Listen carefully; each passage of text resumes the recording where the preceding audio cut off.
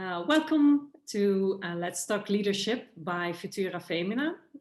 Today I'm together here with Jeff Heggie from Jeff Heggie Coaching. And Jeff is a success coach and an entrepreneur. And I'm hosting today, I'm Sasja Spears. I'm a coach as well with FuturaFemina. And we are going to talk about leadership. Jeff, welcome. Thank you. I appreciate the opportunity. I'm looking forward to this conversation. Great. It's about leadership. It's called Let's Talk Leadership. So the obvious question is, how do you see leadership? I see leadership as, to me, a leader is someone that can inspire and bring the best out in someone. And, you know, it's not just, you know, you think a lot of times in leadership from, especially when we're coaching from a business aspect, but there's really, to me, there's leaderships in every area of our lives. You know, I'm also a basketball coach. And so you see leadership within a team environment. You see leadership within a family. You see anything that you're working with, there is different kinds of leadership. And I think when you have someone that's a powerful leader, they bring out the best in someone else. And to me, a powerful leader and a great leader is, they're not about themselves as much as they're trying to bring out the best in others. True, true. And to me, if I look at my definition, it's also leading yourself in a proper way so you can enable the other one. So yes, absolutely. Yeah. And perhaps if you look to your own career, when was there a great example you want to share when you really showed exceptional leadership, or a thing where leadership really came to its fruition? I've had a lot of great opportunities to be in leadership positions. When I was in the banking industry, we went through a lot of change in my branch, and we had some economic turmoil at the time, where leadership really, to hold everything together and bring everyone together as a team to deal with it, was an important aspect of it. But also, you know, after the banking industry, I started a company called Kodiak Mountain Stone, and we're a masonry supplier in the home building industry.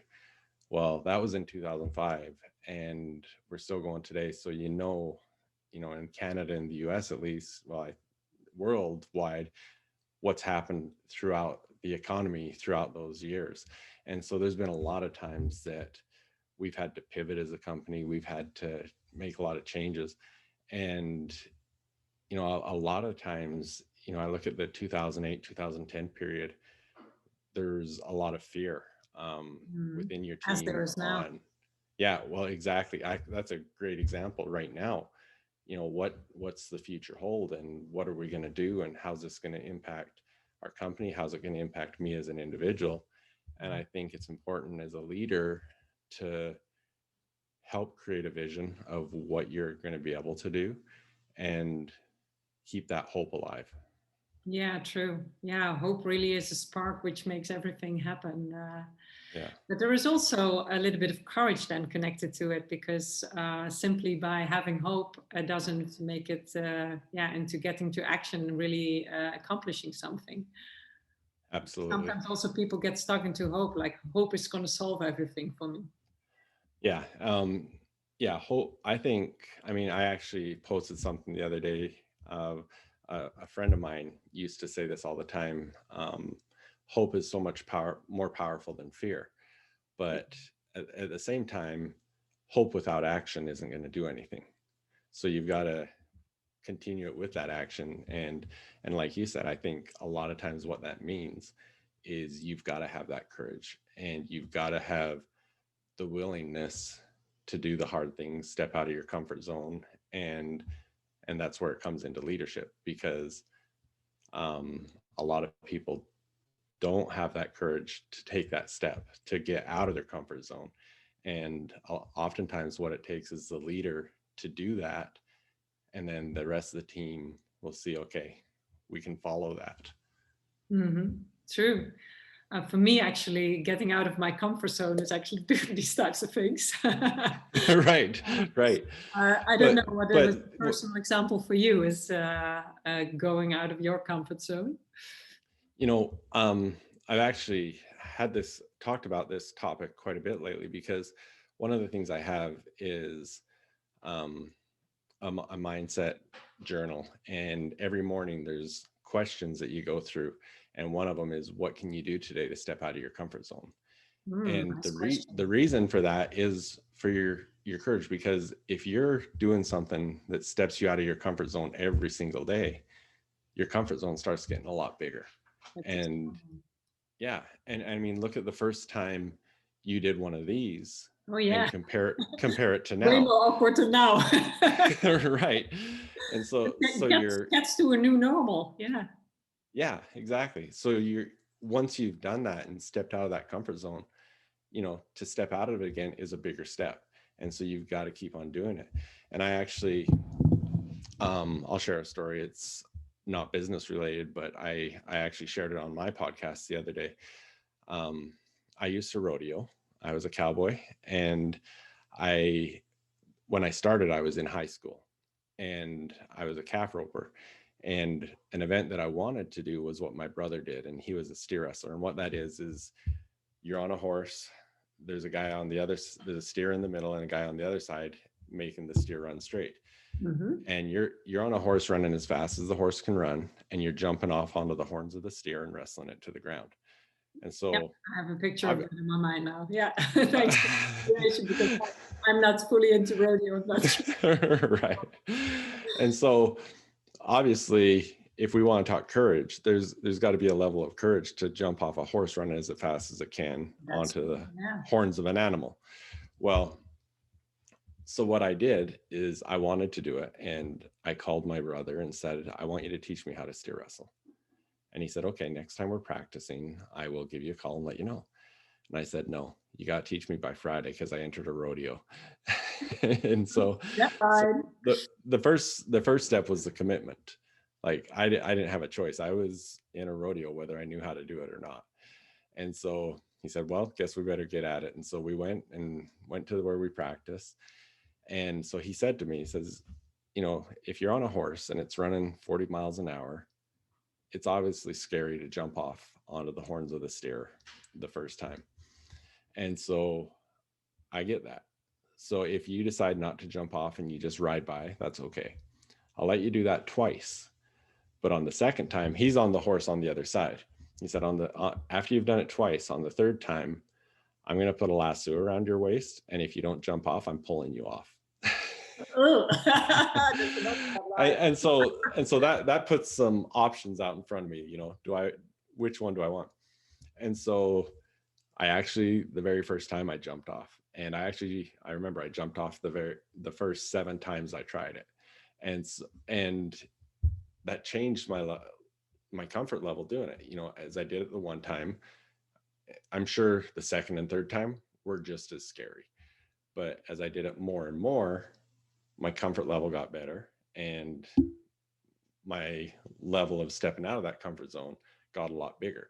And so by the time, that I started that in high school, by the time I was at the professional level, it wasn't a scary thing to jump off the horse.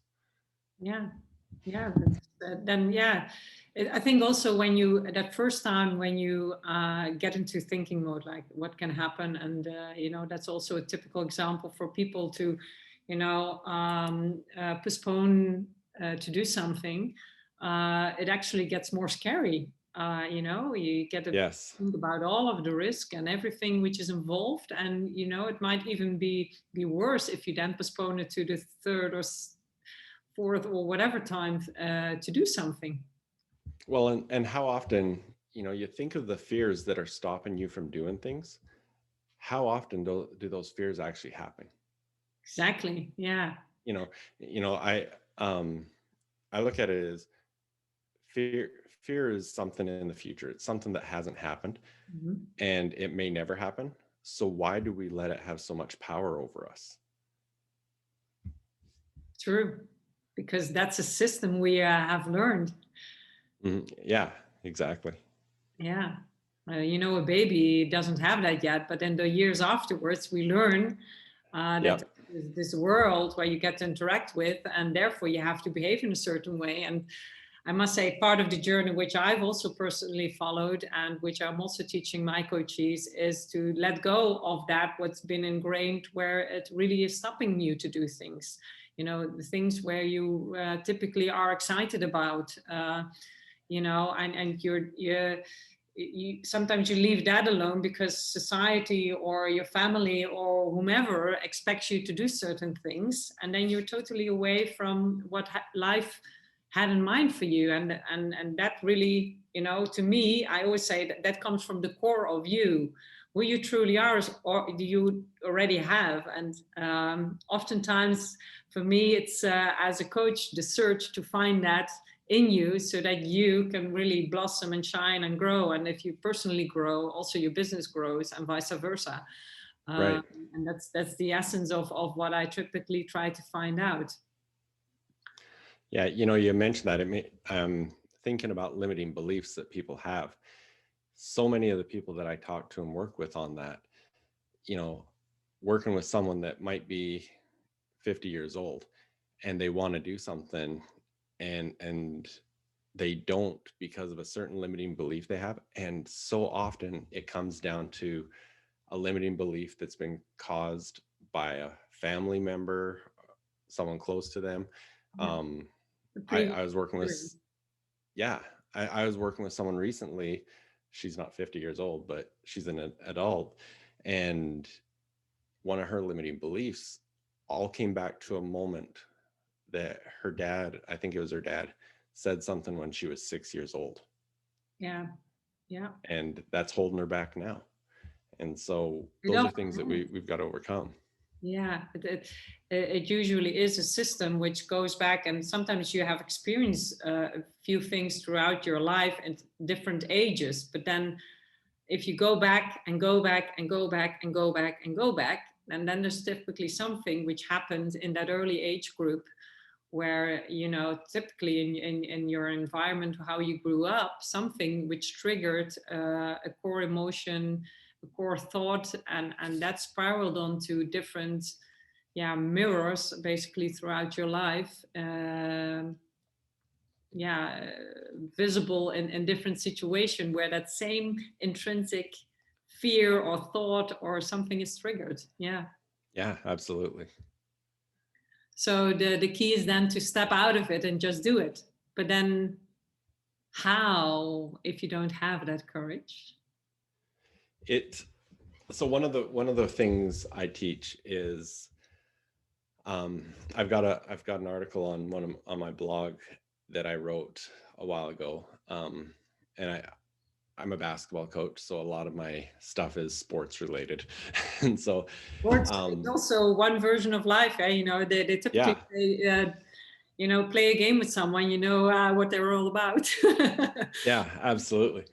So one of the things that I wrote about in there was, it was actually last year during the NBA finals, and it was the Houston Rockets and the Golden State Warriors were playing, and it was game 5 of the finals. And Klay Thompson, anyone that doesn't follow basketball, he's one of the elite shooters in basketball. He had been 4 games in a row. He was not playing good. He couldn't make a basket hardly. And in the 5th game, within the first, I think it was 8 minutes, he had more points than he had scored in the entire game before. And the announcers and stuff were saying, "Oh, Clay's out of his slump. He's back," and stuff like that. So reflecting on that, as a high school basketball coach, I look at players, and if they start missing shots, what do? They quit shooting. They lose their confidence, and they don't have the confidence to continue doing that. Now, the difference with Clay was he didn't stop shooting. He kept shooting until it came back, and he started doing it. Now, the reason for that is, and Tony Robbins says this, you practice in private and you get rewarded in public. Well, Klay Thompson, to become the level of athlete he is, he's shot every imaginable shot and scenario you can think of that will ever happen hundreds and thousands of times. And so he's practiced so much in in private throughout his entire life, that he knows he can do those things. And whatever it is that's throwing him off right now, it's going to come back. So he didn't give up and say, oh, I'm not a shooter anymore. No, he continued to do that. He continued to do his thing until it started rolling for him again. So one of the things is making sure to put in the time and effort ahead of time so that when you're in the situation, you can do it. Now, the other thing is, our minds don't know the difference between something we do or something we vividly imagine. And so, and this is another Tony Robbins thing that he talks about, is if you can vividly visualize what you're trying to achieve. Okay, another basketball story. There is a study at the University of Chicago, and they took 3 groups of athletes. With the first group, they practiced shooting foul shots for 1 hour a day. They took another group, they didn't practice at all, and they just visualized shooting foul shots for 1 hour a day. And the third group didn't do a thing. And I don't know how long they did this, but in the end, what happened was the group that didn't do anything didn't get any better. The group that shot for 1 hour a day, they improved by 24%. The group that visualized, didn't shoot at all, but visualized it, they improved by 23%. And so we need to spend time visualizing the outcomes that we desire, and that's going to help us to have the confidence to do those things. Yeah, it's a super example. So you see it exactly how it can be working for you. And also there's also this 10,000 hour rule. That's also one which is often said, and it also goes back to the same principles, really practicing and doing it until you can. And it helps, of course, if you have talent for it. But for sure. But so I had my 2 oldest children at a Michael Jordan basketball camp, and he was teaching the group about foul shooting. And someone asked him, how many shots should I practice a day?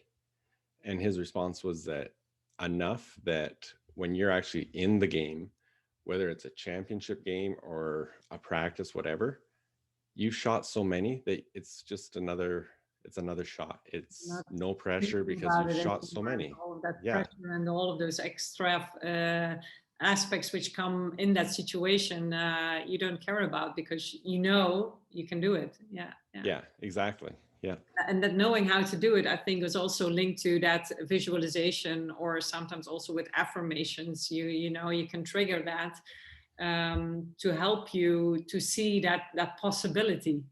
Because also one of those things which I find always very interesting is that if you have the capacity to visualize it or to think about it, you can make it happen. It's also something which I don't know exactly the words Tony used, but I've heard him say that also before. And I think it's also true, because that goes into, if I have my personal examples, for instance, a car I wanted to have when I just got my license, I've been driving it for years, and that time I didn't think it was possible, to get there even, so I have these very simple practical things which happened in my life where I envisioned it to happen, and it happened. Not all of them, I must say, also. Right. But that's also those other moments in life was the teachable moments where you struggle and you grow more and you get to know more of who you actually are. That just reminds me too of another situation. Is I mentioned earlier my mindset journal that I use, and that comes to my mindset questions. And you talking about a car, well, you've probably heard Tony talk about your RAS, your reticular activating system, which is basically a filter of what you focus on. And what I've created is a series of mindset questions that you ask yourself every morning and every evening, because it's just like when we moved from Canada to Arizona, I bought my daughter a new car, bought her a little Mitsubishi Spider convertible, and I'd never seen this car before. Cute. It was a really cool little car, but then all of a sudden I saw it everywhere. And it wasn't that it wasn't there before, it was just something that my RAS was identifying that was something important to me now. And so I recognize it's like when you buy a new item of clothing and then all of a sudden you see other people wearing the same thing. It's your RAS helps identify the things that are important to you. And so this practice of using my mindset questions in the morning and in the evening tells your RAS that these are things that are important to you. And it helps you find the way to achieve those things. Yeah, yeah, yeah. It's again that focus, that the trigger Mm-hmm. towards what you want to accomplish. That's really important. It comes back to what we said in the beginning, especially. Um, and if you then look at, for instance, the best advice you would give to people relating to this, what would that be? Um, on the topic of leadership, or on all of this altogether? Wow, well, we have sufficient time, so you can go into all of them. It can be about leadership, but can also about what we talked. Well, I think I think it can be applied to any topic. Is I think there needs to be a level of self commitment and discipline, because in the author Jeff Olson says that a lot, is the important success habits, a lot of them are very easy to do, but they're also easy not to do. Mm-hmm. And so, for an example, with my mindset questions, it's easy to do them every day and then on the weekend say, oh, I'm not going to worry about them today. And is that going to change your life? Probably not. Mm-hmm. But when you can get in the habit of doing something day in, day out and discipline yourself, not only do you benefit from doing it, you benefit from the knowledge that you have self-discipline, that you are in control. And so that, whether it's those things or leadership things, we were talking earlier about my daily podcast that I do. And you asked me one of the things, what keeps you going? Well, one of the things is it's a discipline that I want to make sure I do. For one, I don't want my listeners to say, oh, he must not have done one today. But at the same time, it's a discipline that I've committed to, and so I'm not going to miss. And sometimes, I try to do them the day before so I can post them early in the morning. But sometimes I'm ready for bed and thinking, oh, I haven't done my podcast yet. So that's why, because they're on YouTube as well. And sometimes it's light out, sometimes it's dark out, sometimes in a truck, sometimes, different time zones. Yeah. So I think that's one of the important things, is having the discipline to be consistent. And that goes a long, long ways. Yeah, and what you talk about is, to me, really personal leadership. And I think it's also important for people to see that you always have that choice what you want to do, and to take this on and be accountable to yourself in this case is really one of those aspects. But it's also fueled by something you really want to do. And Yeah. And when you really want to do something, there comes an energy with it that it becomes also easier to accomplish. It's not, let's say, a very difficult thing where it takes a lot of energy out of you to do it, but you do it. And then also, as we talked in our talk before we had have this talk. When you then post something like that and you get a good comment back, that's super. There is somebody in the world who has listened to it or seen it, and it made a difference to them, and that makes it way more easier the next day to do again. It does, yes. So it's also a cycle which reinforces itself. And Yeah, and that happens, of course, also with a lot of things, like which what you just mentioned with basketball and shooting hoops, and then you practice it, and then it happens in the game. You're also again then excited to practice some more, so that you next time you can do it also very easily. And I Yeah. think that is one of those things which you feel are important and which really contribute to you making a difference. I Yeah. think that it gets way more easier to bring that discipline and that accountability to it. And I think also then the world is waiting for that. If it's so easy, it's so close to your heart to do something, then I believe there is one route where you can really make a difference in somebody else's life too. And that's what we are here eventually all to do. Yeah. And that's one of the things, in Think and Grow Rich, Napoleon Hill talks about your Oh yeah. definite chief aim.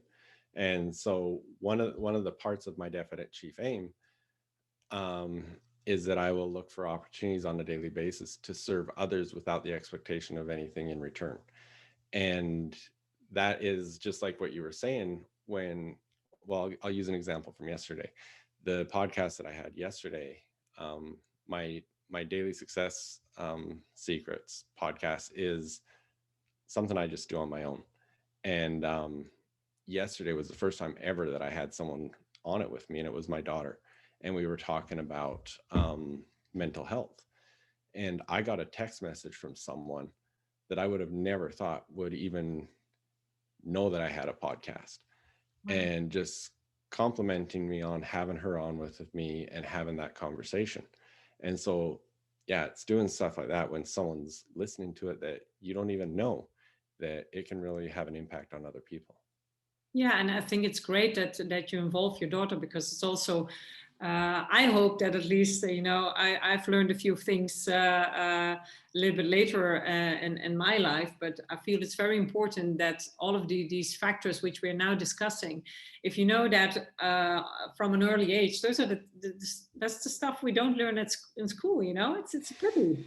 But it makes such a huge difference in your life. So for you to include your daughter in it, and then to I didn't see it, so but I will look it up for sure. But I love it. I do the same thing with my nieces. We have also discussions about life and how they see things, and I talk to them about all the stuff that I feel is important, and it's yeah it you really cannot start early enough giving this to children, to have them understand all of these dynamics and to talk about it and what it really means. Yeah, for sure. And I mean, you can see behind me, I've got quite a large library. Yeah. It would mean nothing could please me more than to see my kids come in and start pulling those off the shelf and start reading them, because I think there's so much value in the self-education aspect that if kids could grasp that at a young age, they could do amazing things. I mean, Warren Buffett read How to Win Friends and Influence People, I think he said, when he was 9, so it did all right for him. Yeah. I wasn't ready for that type of book at 9, but Neither was I wish I was. but like you said, I know Napoleon Hill has been there for over a century, and it's great that it's also still relevant information, and it's about principles of life, and to really understand them, it's indeed one of the greater gifts you can give to somebody else. So it's great, if you can transfer that information to the younger generation too. Yeah, absolutely. In fact, that's one of the things I enjoyed last year during our basketball season when I was coaching.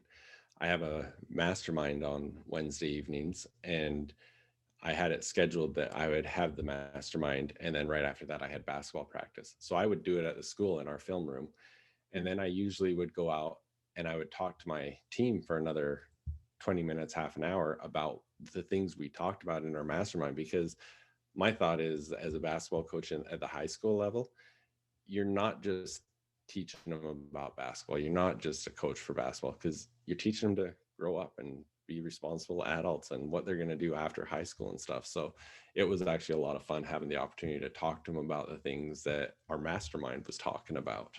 Super. Yeah, you're really basically preparing them for life. I mean, that what all comes at you, and it's great to then have those stories and those examples that they know what's how life can work for you.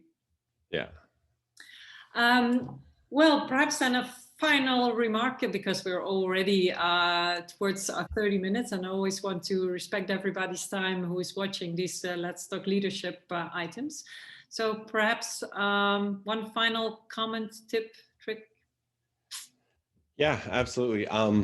I think, like I said, Jeff Olson's quote is one that I love. It's, when you look at success habits, they're easy to do, they're easy not to do.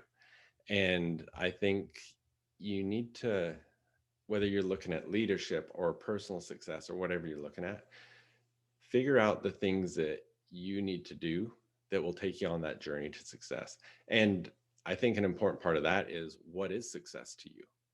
What is your personal success? And once you understand that, then commit yourself and, make the decision that that is what you're going to do, and then be consistent with it. And consistency will pay off in spades.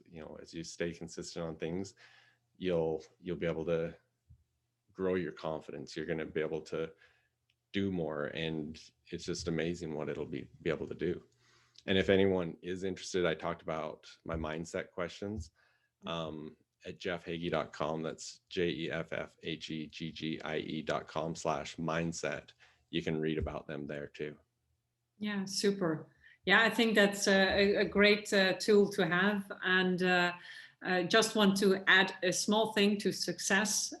Success is not specifically, or has to be, making a career or having a big house or earning a lot of money. It can also be about your personal growth and what's important to you there. So I would just want to open up the framework for anybody who is thinking about that, to look a bit broader perhaps than the conventional things which we see in society, which are labeled as success.